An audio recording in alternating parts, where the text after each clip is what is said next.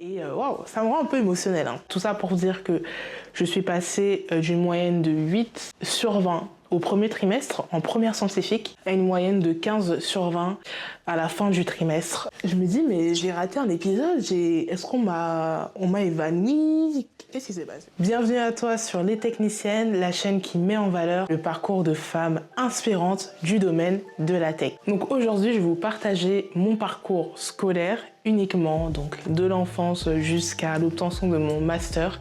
Et ici, l'enjeu, c'est vraiment de pouvoir vous inspirer au travers de mon parcours, vous montrer que ça n'a pas toujours été un long fleuve tranquille, comme dit l'expression, mais mettre un peu, voilà, ma pierre à l'édifice. Je sais qu'il y a plein d'autres témoignages, mais encore une fois, je vous invite à regarder ma première vidéo où je vous ai un peu parlé du pourquoi de ma chaîne YouTube.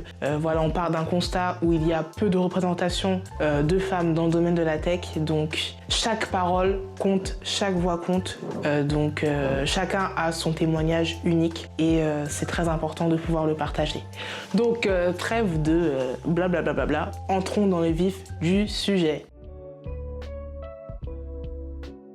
L'enfance. Mes plus lointains souvenirs, c'était quand je jouais au flipper sur le gros PC qu'on avait chez moi et aussi quand je jouais à FIFA avec mon grand frère. J'ai toujours été très attirée par les jeux vidéo, par les jeux vidéo sur PC, sur Game Boy, sur la PS1.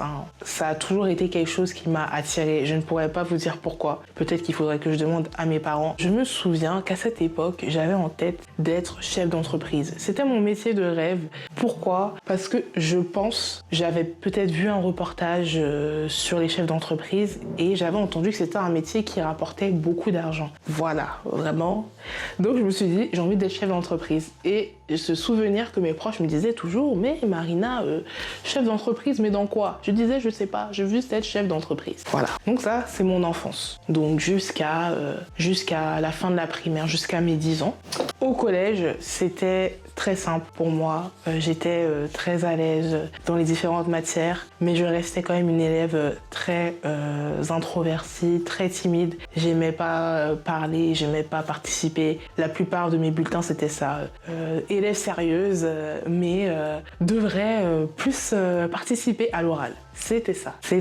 Pendant mes 4 années en France, c'était 4 ans, c'était que ça. J'ai pas de difficultés particulières, j'ai toujours un attrait pour les jeux vidéo, très important, les jeux PC, je suis toujours dans mon monde de l'informatique, j'apprends un peu à télécharger, voilà, on va pas se tirer une balle dans le pied, mais j'aime beaucoup, en fait, durant mon adolescence, donc durant ces 4 ans-là, au collège, j'ai découvert les tutos YouTube pour télécharger les jeux, pour pouvoir avoir plein de... Vous savez, sur les Sims, il y avait une sorte d'option pour pouvoir avoir plein d'argent et acheter plein de trucs. Bref, j'étais dans ça, les cheat sheets. C'est là où j'ai commencé à lancer mes premières lignes de commande sans savoir ce que ça signifiait parce que j'avais un anglais sans commentaire. Voilà. Donc ça, c'est le collège. Maintenant, entrons dans le vif du sujet, le lycée. Alors le lycée, je l'ai nommé le Titanic. Le Titanic, mais le Titanic avec une happy ending. Il y a un premier choc. Vous voyez, c'est comme quand vous dormez, vous vous réveillez en sursaut et vous avez un peu la tête sonnée, quoi. Vous avez l'impression d'être pas trop réveillé, vous savez pas trop où vous êtes. Bah c'était ça. Quand je suis arrivée en seconde, c'était vraiment cette sensation-là où je me suis dit, mais le niveau a l'air un peu plus dur. Ça va, je m'en sors, mais quand même, je sens que mes notes, elles ont chuté un peu légèrement. J'étais dans un lycée de banlieue public et c'est vrai que le passage du collège au lycée général, en fait, j'ai quasiment la majorité de mes amis qui partent en technologie ou en pro. Ça, c'est la première chose qui se passe. Je me retrouve avec des personnes qui viennent d'un lycée d'un collège d'une autre ville et pour la première fois, je me sens pas parmi les meilleurs de ma classe. Mais ça va, je m'en sors, mais je sens quand même qu'il y a une différence. Et donc la seconde se passe assez bien. Je voulais continuer en première scientifique à l'époque, donc qui correspond à la filière sciences de l'ingénieur. On m'accepte, mais avec réserve. C'est-à-dire, mon prof principal m'avait dit, c'est mieux que vous alliez en technologie, mais bon, vous pouvez essayer général et on verra quoi. Donc déjà, j'arrive en première S en scientifique, en me disant, bon, ça va être dur. Et ça déjà, c'est un mindset un peu compliqué. à gérer. Et quand j'arrive en première, je me dis, bon, ça va quand même aller mieux, parce que j'ai déjà eu la seconde, c'était un peu dur, mais ça va. Et bien, il s'avère que c'était pire que ça. J'arrive dans une classe où le niveau est encore plus élevé que l'année précédente. Évidemment, les matières scientifiques, on entre plus dans le détail, c'est encore plus abstrait, le niveau d'exigence augmente. Et je me souviens d'être tombée sur une prof de maths pendant le premier trimestre, il faut bien enregistrer ça. Premier trimestre qui nous lisait les notes, elle disait les notes à haute voix de chaque évaluation et elle les disait dans l'ordre décroissant. Donc ça commençait par ceux qui avaient 20, 19, 16, 15, 14, 13, 12, 11, 10, 9, 8, 7, 6. Tenez Marina, voici votre copie, 6 sur 20. Donc voilà, c'était très humiliant. Ça m'a cassé, vraiment ça m'a cassé. Juste dites-vous en fait, je sais que je suis pas à plaindre qu'il y a des parcours beaucoup plus difficiles, mais je sais qu'il y a aussi des gens qui traversent certainement des périodes, des moments similaires à ce que j'ai vécu. J'avais juste envie de faire un petit point. J'ai passé toute ma vie en faisant partie des meilleurs élèves, en tout cas en pensant cela, vous voyez, sans difficulté, jamais eu de cours de soutien. Tout était lisse, vraiment doux comme le papier toilette Lotus. Voilà, vraiment, c'était doux. Et vous arrivez comme ça, 17 ans plus tard, et on vous fait comprendre que vous êtes nul. Vraiment, c'était ça. C'était « tu ne vaux rien, tu n'as pas les capacités et je ne vais pas t'apprendre, je ne vais pas t'aider en fait à avoir les tips ». Parce que c'était le genre de professeur qui favorisait ceux qui étaient déjà favorisés. Ceux qui étaient déjà bons, c'était avec ceux-ci qu'elle travaillait, qu'elle bossait. Et honnêtement, je tiens à le dire aujourd'hui, quelques mois après, elle est partie à la retraite. Les gens étaient certains élèves étaient en train de pleurer. Moi, j'étais vraiment dans la joie. Vraiment. Ça me fait penser à ce son du pasteur Guy, je crois, là, je suis dans la joie. J'étais dans la joie, mais immense. Je me suis dit, c'est Dieu qui me sauve, là, vraiment. Les mois passent et je suis vraiment dans une période de remise en question intense. Je me dis que mon prof principal avait raison, que j'aurais dû partir en technologie et je commence à chercher vraiment des passerelles pour partir en filière technologique. Vraiment, je me dis que c'est pas possible. J'ai 8 de moyenne en maths, je suis en première scientifique, option sciences de l'ingénieur, qu'est-ce que je fais ici? Je n'ai pas ma place, ils ont raison. Je vais partir en technologie, en filière pro et puis voilà, c'est bon, il n'y a pas de souci. Et en aucun cas, je dénigre, mais je me suis juste dit qu'ils avaient raison. Même si j'ai toujours été passionnée par l'informatique, peut-être que c'est juste une passion et que je dois faire autre chose qui est plus simple, entre guillemets. Vraiment, entre guillemets. Entre-temps, ma mère me donne des cours, me paye des cours de soutien avec un étudiant qui est en école d'ingénieur. Très sympathique, mais honnêtement, j'arrive pas, je n'apprends rien. Il essaye comme il peut, mais moi, ça percute pas dans ma tête. Et ça m'aide pas, en fait. Comme je vous ai dit, la prof de maths actuelle est partie à la retraite au bout de 2 mois ou 3 mois. Et elle a donc été remplacée par une nouvelle prof de maths qui est arrivée. Je pense à la suite de l'histoire. Voilà, c'est juste ça. Elle a été remplacée par une nouvelle prof de maths, plus jeune, beaucoup plus jeune, mais avec un tempérament vraiment waouh. Et je me souviendrai toujours de ce jour-là où on était en conseil de classe. Oh, vraiment, je me sens très très vieille parce que je me souviens même plus des termes. Mais c'était ça, je pense. Conseil de classe où vous venez avec vos parents, vous avez un rendez-vous et vous avez un rendez-vous avec un professeur, par exemple celui de maths, français, SVT, voilà. Donc ma mère, évidemment, a pris un rendez-vous avec la prof de maths. On arrive et ma mère, en gros, elle raconte très peinée ce qui s'est passé depuis des mois. Vraiment, comment je me sens mal, comment je pleure les soirs, comment j'ai juste envie de tout arrêter et de partir dans une autre filière parce que je sens que c'est pas pour moi, que je suis trop bête. Et cette prof de maths, je me souviendrai toujours, elle m'a dit « Mais tu sais quoi Marina, moi j'ai commencé à faire des cours de soutien au lycée. En gros, on avait 2 heures de cours de maths normal avec la classe, le vendredi après-midi. Et elle, en fait, pendant la pause du midi, elle faisait aussi 2 heures de soutien. Je crois que c'était de midi à 14h. Et du coup, on avait une mini pause déj de 11h30 à midi, quoi. Et elle dit, viens à mes cours de soutien, j'ai commencé, il faut que tu viennes et tout. Moi, je suis là en mode, oh. Moi, j'aimais trop manger à l'époque. Moi, je suis là en mode, oh. Voilà, moi j'avais 2 heures pour gras et on allait au chicken spot. Donc je me dis, vas-y, j'y vais. Et honnêtement, ça a été la meilleure décision de toute ma vie. Cette prof, je la cherche encore. Pour vous dire honnêtement, ça fait beaucoup d'années que je la cherche. Faut pas faire les calculs. Mais elle nous a vraiment... Quand je dis nous, parce qu'on n'a pas été...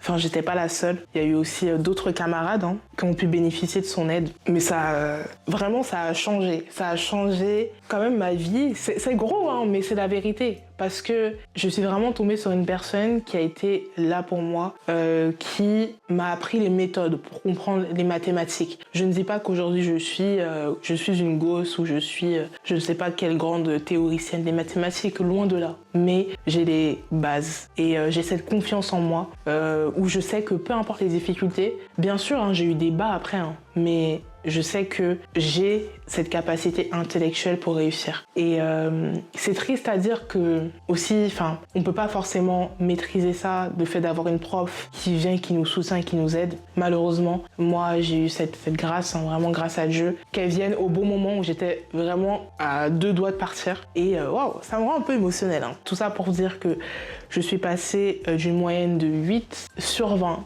au premier trimestre, en première scientifique, à une moyenne de 15 sur 20 à la fin du trimestre. Voilà. Et je tiens aussi à rajouter que le dernier trimestre, on a eu beaucoup de devoirs communs. Donc c'est des évaluations qu'on a avec toutes les autres classes de première scientifique et on est corrigé par d'autres professeurs. Voilà, pour éviter les « oh, parce que tu étais la chouchoute ». Non. Parce qu'il y a eu des autres profs qui m'ont aussi corrigé et ça avait aussi des très très bons résultats. Donc voilà, quand même, je me vante un peu, mais voilà. Si elle tombe sur la vidéo, elle se reconnaîtra. Donc la terminale S, ma prof de maths, malheureusement, elle part. Elle quitte le lycée parce qu'elle voulait avoir notre classe pour l'année de terminale, mais malheureusement, le proviseur, on ne sait pas pourquoi, il a refusé. Du coup, elle a dit, allez, ciao, bye bye, je me casse. C'est aussi dommage, mais bon, c'est comme ça. Donc mon année de terminale, elle s'est plutôt bien passée finalement. J'ai gardé les mêmes notes. J'ai un peu baissé en mathématiques d'1 ou 2 points, mais bon, en soi, j'étais quand même bien. Voilà, franchement, ça m'allait et j'ai eu mon bac avec mention assez bien. Pendant cette période-là, donc, je suis toujours dans l'informatique, j'aime beaucoup, mais je m'oriente plus vers la programmation web. C'est ça qu'on a fait depuis la seconde. En première, on a fait un peu de mécanique, robotique. Et je suis plus dans les jeux vidéo. Voilà, j'ai plus le temps pour ça. Et je me rends compte que je suis aussi très à l'aise pour les statistiques, les probabilités. Alors ça, pourquoi, comment, je ne sais pas. J'ai une facilité. Et j'ai une amie qui me parle de la formation MIAGE, donc informatique appliquée à la gestion des entreprises à l'école Paris-Dauphine. Et elle me dit, oui, mais ça c'est l'une des meilleures universités. Moi, j'hésite entre faire ça ou faire une prépa. Ça serait trop bien et tout.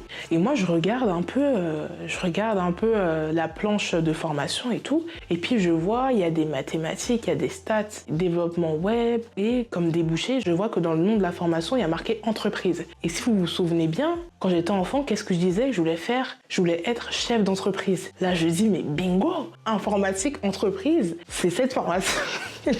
C'est cette formation qu'il me faut. Vraiment, c'est comme ça que j'ai fait le choix. Oui, voilà.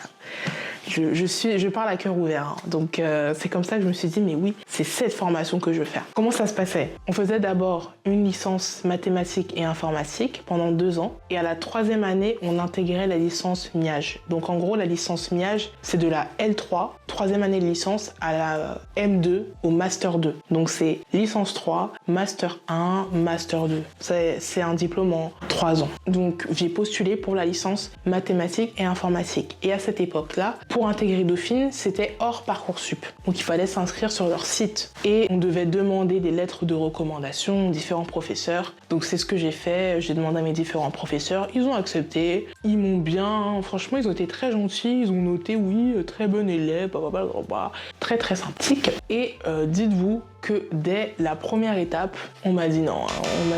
Refusé. Voilà. À côté de ça, déjà j'ai su très rapidement que j'ai été recalée, donc ça m'a quand même aidé. Ça m'a fait mal, mais je me suis dit au moins c'est fait, j'ai une réponse. Et ensuite je me suis dit pourquoi pas postuler pour faire un DUT en informatique parce que j'aimais aussi l'informatique et je suis allée à l'IUT Paris Descartes aux portes ouvertes.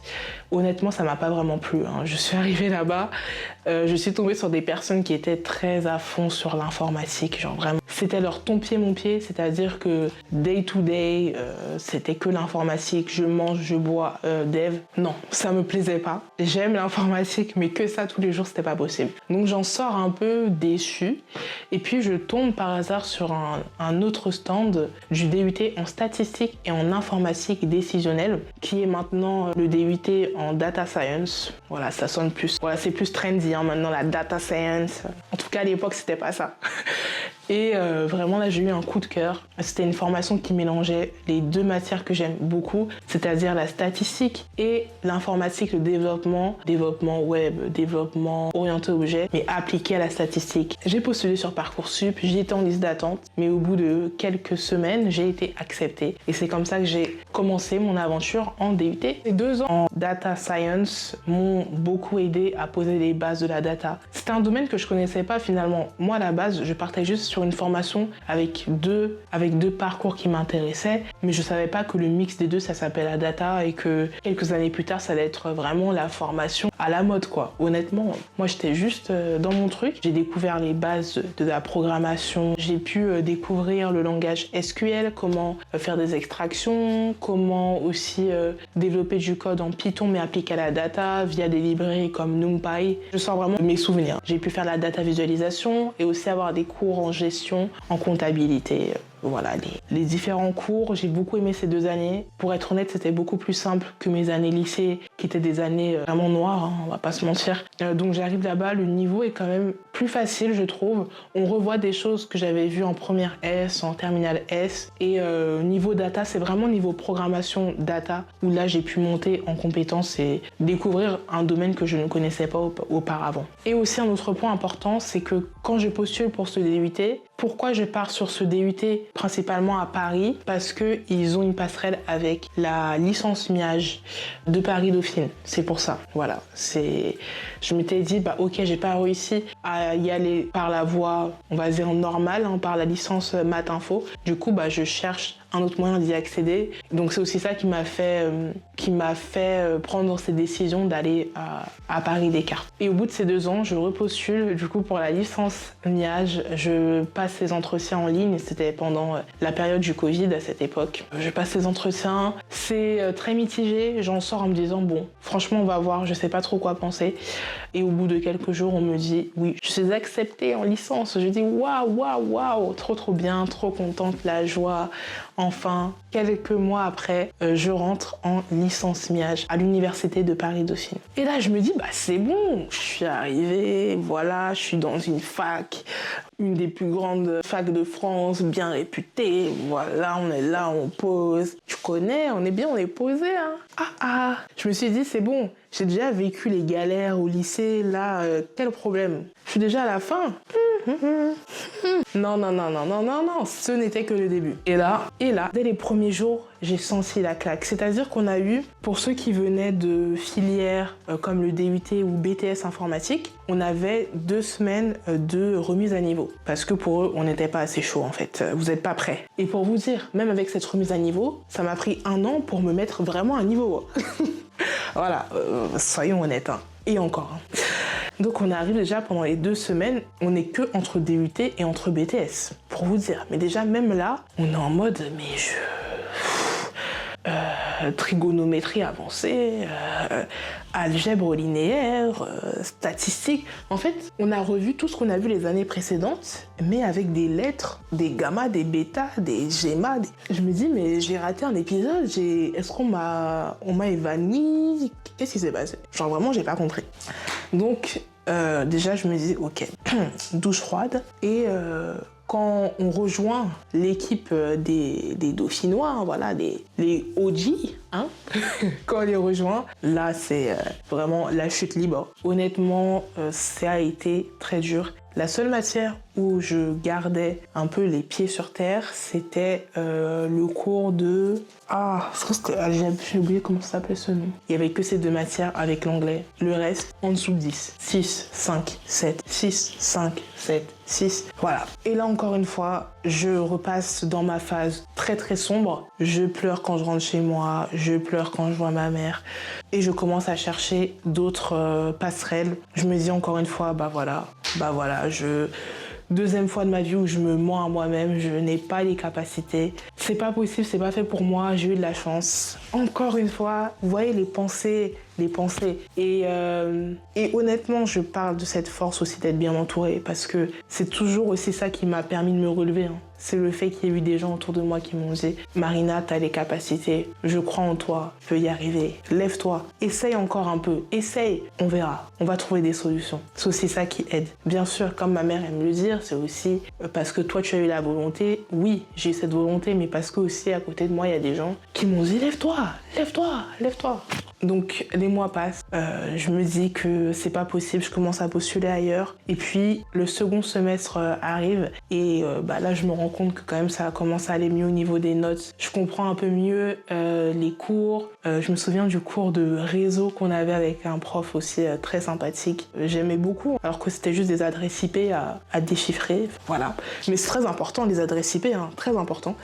Et j'aimais beaucoup ce cours-là, beaucoup de projets qu'on a eu au deuxième semestre. Et c'est vrai qu'au premier semestre, c'était très théorique, très théorique. Vraiment, on entrait dans le dur du dur des fonctions, des mathématiques, des graphes. Et c'est des points, étonnamment, aujourd'hui, je m'en souviens. Ça m'a fait très mal, mais aujourd'hui, ça m'aide. Je pense aussi à mes cours en Java. Je détestais ce cours, Mais aujourd'hui, quand je vois du code en Java, j'arrive un peu à comprendre pourquoi on fait ci, pourquoi on crée cette statique fonction. Les puristes, je ne sais pas ce que je dis. Enfin, c'est des mots comme ça qui me reviennent en tête. Hein. Voilà. Donc bref, cette année de licence se termine bien. J'arrive à valider mon année avec plus de 10 de moyenne. Vraiment, je suis choquée. Alors que j'étais en train de postuler ailleurs parce que je me disais que c'est pas pour moi, que j'allais pas valider mon année. Et j'y arrive. Et je me souviendrai aussi toujours que j'avais fait un entretien pour une autre école, une autre université. Et quand je lui ai dit que je venais de Dauphine, elle m'a dit non, vraiment vous essayez, attendez encore un peu.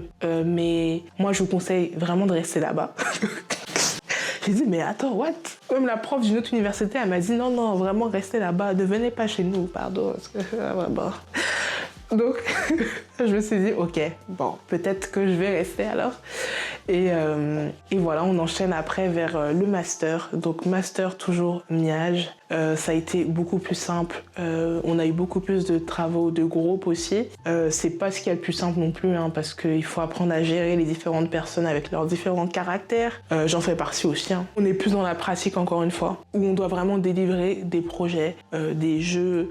Et au bout de ces 2 ans de master, j'arrive à valider et à obtenir mon diplôme avec mention assez bien. Donc voilà pour mon long parcours. J'ai trop parlé les gens, je suis claquée, je n'ai plus de salive. Donc les leçons à retenir de mon parcours, qu'il faut que tu sois persévérant. Il ne faut pas abandonner, sois persévérant. Tu as un objectif en tête que tu as depuis très longtemps, que ce soit depuis ton enfance ou depuis 2 ans, 3 ans. Quelque chose, même parfois ça te fatigue tellement tu entends cette pensée, oh là là, agriculteur, oh fashion designer, oh data engineer. Tu te dis mais pourquoi? Essaie de réfléchir sur ça et ne lâche jamais tes rêves. Je sais que ça fait un peu gnangnan de dire ça, de pas abandonner, de persévérer, mais c'est vrai. Quand tu as un rêve, un objectif en tête, ne lâche rien. Les gens certaines personnes seront très dubitatives, vont peut-être inconsciemment te donner, te faire peur, te dire que tu vas pas y arriver, que tu n'as pas les capacités, mais parce que ces gens en fait ils ne voient pas ce que tu vois. Eux ce qu'ils voient en fait c'est juste le reflet de leur peur à travers toi, c'est tout.